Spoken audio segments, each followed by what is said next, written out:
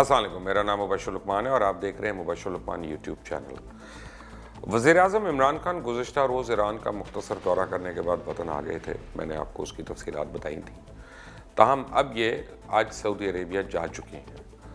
اور یہاں پر ایک نہایت اہم ترین خبر موصول ہوئی ہے کہ روسی صدر ولادیمیر پوٹن بھی جو ہیں وہ بھی سعودی عربیہ پہنچ چکے ہیں، جہاں وہ سعودی قیادت کے ساتھ ملاقات میں تیل کے معاہدوں پر بھی معاملات طے کریں گے، جبکہ اپنے اثر رسوخ کا استعمال کرتے ہوئے خلیج میں بڑھتی ہوئی کشیدگی کو کم کرنے کے لیے بھی کوشش کریں گے۔ اور اگر ابھی تک آپ نے اس چینل کو سبسکرائب نہیں کیا تو پلیز کریے گا، کیونکہ بیل آئیکن کو بھی پریس کر لیں۔ اس ویڈیو کو لائک کرنا اور شیئر کرنا نہ بھولیے گا۔ یہ میٹنگ ایک ایسے وقت میں ہونے جا رہی ہے کہ جب کچھ عرصہ پہلے ہی سعودی تیل تنصیبات پر حملہ ہوا، جس کے باعث ریاست کی تیل کی آدھی پیداوار بند ہو گئی تھی۔ تاہم سعودی عربیہ نے بہت کم وقت پر اس پر قابو پا لیا اور تیل کی ترسیل بحال کر دی، لیکن امریکہ کی جانب سے اس حملے کا الزام جو ہے وہ ایران کے اوپر لگایا گیا تھا اور اس کے بعد کشیدگی میں مزید اضافہ ہوا۔ چند روز قبل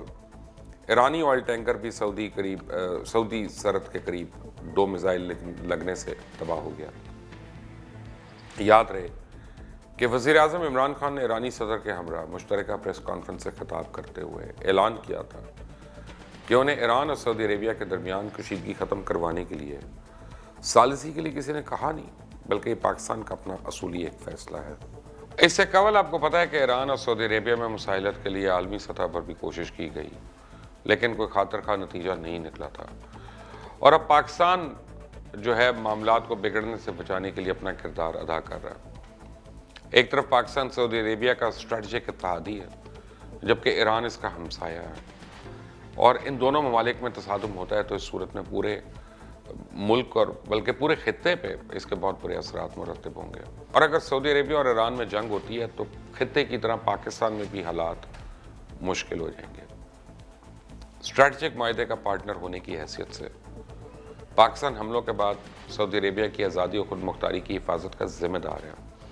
لیکن یہ صورتحال پاکستان کو ایران سے براہ راست محض رئی سے دوچار کر سکتی ہے، جس کے انتہائی تباہ کن نتائج برآمد ہوں گے۔ تاہم اس پیچیدگی سے بچنے کے لیے پاکستان ایران اور سعودی عربیہ کے درمیان کشیدگی کو کم کرانا چاہتے ہیں۔ دونوں ممالک کے درمیان معاملات انتہائی پیچیدہ ہیں، لیکن امید ہے کہ کوشش سے تعلقات معمول پر لائے جا سکتے ہیں۔ اب میں آپ کو بتاؤں کہ جو چیز لوگ نظر انداز کر دیتے ہیں وہ یہ ہے کہ گزشتہ 20 سالوں میں جتنا فرقہ واریت اور یہ فسادات پاکستان میں ہوئے ہیں شاید دنیا کے کسی ملک میں نہیں ہوئے۔ ہمارے کوئی محرم ایسا نہیں ہے جو سکون سے گزرا ہو، اور ہمارے کوئی مہینے ایسے نہیں ہیں کہ جہاں پہ اہل سنت والجماعت کے لیڈرز اور علماء دین کی شہادتیں اور قتل نہ ہوا ہو۔ پاکستان نے اس کو ایک طرف تو ہم یہ ہے کہ مجرموں کو پکڑیں اور ان کو سزا دیں، وہ تو کر رہی ہے ہماری لا انفورسمنٹ، لیکن بہت بڑی ضرورت ہے کہ ہم اگر ان دونوں ممالک میں کشیدگی کم کرا سکتے ہیں تو پاکستان کے اپنے اندر فرقہ واریت جو ہے اور وہ ساری جنگ جو ہے اس کو ہم جڑ سے اکھاڑ کے پھینک سکتے ہیں، کیونکہ جب نہ فنڈنگ ہوگی، نہ ٹریننگ ہوگی، نہ انسینٹیو ہوگا تو وہ کس کے لیے کریں گے؟ تو ہمارے فیوچر کے لیے بھی بڑا ضروری ہے، فرقہ واریت کو ختم کرنے کے لیے ضروری ہے، یہ شیعہ سنی فساد کو ختم کرنے کے لیے ضروری ہے، آپس کے تنازعوں کو ختم کرنے کے لیے ضروری ہے کہ ہم ایران اور سعودی عربیہ میں ثالثی رول ادا کر سکیں، اور اللہ کرے کہ یہ اب کسی طرح کامیاب ہو جائے۔ پاکستان ان چند ممالک میں شامل ہے جس کے امریکہ، ایران اور سعودی عربیہ کے ساتھ اب اچھے تعلقات ہیں۔ اب پاکستان نے سعودی عربیہ اور ایران کے درمیان کشیدگی ختم کرانے کے لیے بطور ثالث اپنی میزبانی میں دونوں ممالک کو براہ راست مذاکرات کی بھی پیشکش کرتی ہے۔ پاکستان نے تجویز دی ہے کہ وہ اسلام آباد میں دونوں ممالک کے درمیان براہ راست مذاکرات کی میزبانی کرنے کے لیے تیار رہیں۔ وزیر اعظم عمران خان، وزیر خارجہ شاہ محمود قریشی اور DGI نے اتوار کے روز تہران میں ایرانی قیادت سے ملاقات کے دوران یہ تجویز دی تھی، اور وزیر اعظم کی اس تجویز پر ایرانی قیادت نے محتاط رد عمل کا اظہار کیا تھا، مگر ایرانی صدر حسن روحانی نے عمران خان کے ساتھ مشترکہ پریس کانفرنس میں کہا کہ امن کے لیے پاکستان کے جذبہ خیر سگالی کو ہم سراہتے ہیں اور ہم خطے میں جاری کشیدگی ختم کرنے کے لیے تیار ہیں۔ خیر سگالی جذبے کے جواب میں خیر سگالی کا ہی مظاہرہ کیا جائے گا، جبکہ انہوں نے یہ بھی بتایا کہ عمران خان کے ساتھ ملاقات میں جوہری یعنی نیوکلیئر ڈیل سے متعلق کئی امور پہ بات بھی ہوئی ہے۔ وزیر اعظم عمران خان امن کی کوشش کے سلسلے میں سعودی ولی عہد محمد بن سلمان سے ریاض میں ہونے والی ملاقات میں بھی یہی تجویز اب ان کے سامنے رکھیں گے، اور آج جو کسی وقت ممکن ہے کہ اسلام آباد میں دونوں ممالک براہ راست آ کر مذاکرات کریں۔ پاکستان کی اس تجویز کا اصل مقصد ایرانی اور سعودی حکام کے درمیان ایسے وقت میں روابط کے چینلز کھولنا ہے کہ جبکہ دونوں ممالک میں بہت کشیدگی بڑھ چکی ہے، اور دوسری جانب رشین پریزیڈنٹ ولادیمیر پوٹن جو ہیں ان کا سرکاری دورے پہ سعودی عربیہ پہنچنا یہ بھی بڑی اہم بات ہے۔ روسی صدر 12 سال بعد سعودی عربیہ کے سرکاری دورے پہ ہیں، اور روس کے صدر ولادیمیر پوٹن نے سعودی ٹی وی کو دیے گئے انٹرویوز میں کہا کہ سعودی عربیہ اور متحدہ عرب امارات UAE خود ایران کے ساتھ مل کر مسائل کا حل کر سکتے ہیں، جبکہ ماسکو اس حوالے سے مثبت پیش رفت کی بھرپور کوشش کرے گا۔ ایران اور دیگر ممالک کے درمیان 2015 کے جوہری معاہدے پر اختلافات ہیں، جبکہ عالمی توانائی ایجنسی کہہ چکی ہے کہ ایران قوانین کی پاسداری کر رہا ہے۔ ان کا یہ بھی کہنا تھا کہ آرامکو تنصیبات پر حملے کی تحقیقات میں مدد کریں، جبکہ مصر اسرائیل کے ساتھ فری ٹریڈ معاہدے بھی کر رہا ہے جس کا ایران بھی حصہ ہے۔ روس کے صدر پوٹن نے یہ بھی کہا ہے کہ ایران اور سعودی عربیہ کے درمیان اچھے تعلقات سے سب کو فائدہ ہونا ہے۔ خود عمران خان یہ کہہ چکے ہیں کہ پاکستان کسی بھی تنازع کی حمایت نہیں کرے گا، مسائل کا حل مذاکرات سے ہی نکالا جا سکتا ہے۔ مخالفین چاہتے ہیں سعودی عربیہ اور ایران کے درمیان کشیدگی میں اضافہ ہو، پاکستان خطے میں مزید جنگ نہیں چاہتا۔ ایران اور سعودی میں ثالثی کے لیے کسی نے نہیں کہا، بلکہ یہ پاکستان کا اپنا اور اصولی فیصلہ ہے۔ امریکہ کے حوالے سے بھی عمران خان کہہ چکے ہیں پاکستان ثالث نہیں سہولت کار کا کردار ادا کرے گا۔ انہوں نے کہا کہ صدر ٹرمپ نے ایران امریکہ میں بات چیت کے لیے سہولت کاری کے لیے کہا تھا۔ امریکہ کے ساتھ مذاکرات کے لیے ہم ہر ممکن مدد کریں گے۔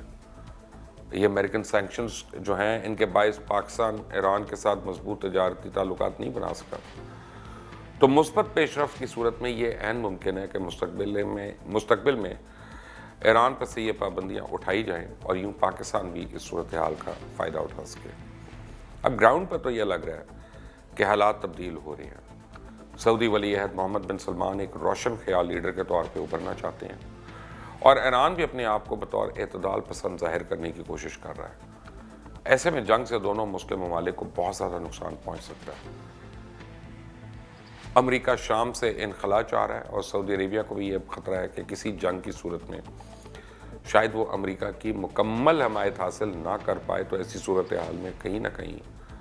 سعودی عربیہ بھی چاہے گا کہ ایران کے ساتھ کشیدگی کے بجائے معاملات حل ہوں۔ ایران کی صورتحال بھی کچھ زیادہ مضبوط نہیں ہے۔ ایران پر امریکہ کی جو اکنامک سینکشنز ہیں وہ برقرار ہے، اور سعودی عربیہ کے ساتھ کشیدگی کے باعث جنگ کی صورت میں اسے کثیر سرمایہ درکار ہوگا۔ دونوں فریقین کو آخرکار بات چیت کی میز پر آنا ہی پڑے گا، اور اس میں پاکستان ہی ان دونوں ممالک کے ساتھ تعلقات کی بنا پر ایک بھرپور کردار ادا کر سکتا ہے۔ اس میں تو کوئی شک نہیں کہ اب عمران خان دنیا کے مقبول ترین لیڈر بن چکے ہیں، کم از کم اسلامک ورلڈ کے تو یقینی طور پہ وہ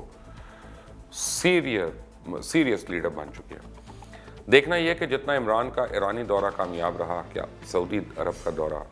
اتنا کامیاب رہتا ہے، اور سعودی عربیہ اسلام آباد میں آ کر کیا مذاکرات کرنے پر راضی ہوتا ہے یا نہیں۔ بہت بڑے بڑے فلاسفرز، ناقد اور تجزیہ کاروں کا تو یہ کہنا ہے کہ دونوں ممالک کو قریب لانا پاکستان یا عمران خان کے بس کی بات نہیں ہے۔